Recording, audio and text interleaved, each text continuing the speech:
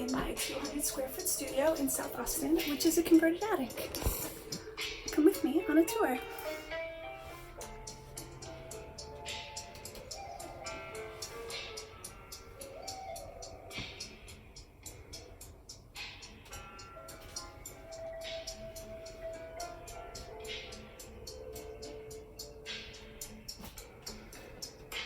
It's an unusual space, but it's got a lot of really great points that help me get my work done, like a skylight,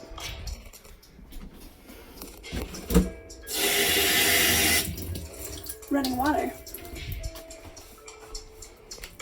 built-in shelves for my records and books,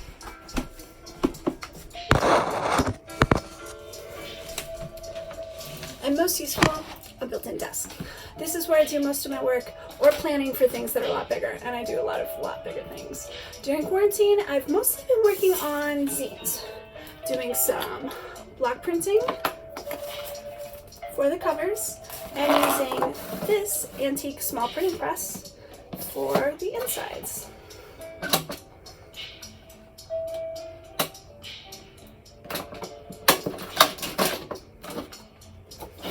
Follow me on Instagram at Lithographet, and I'll see you at the Dougherty Art Center later this year.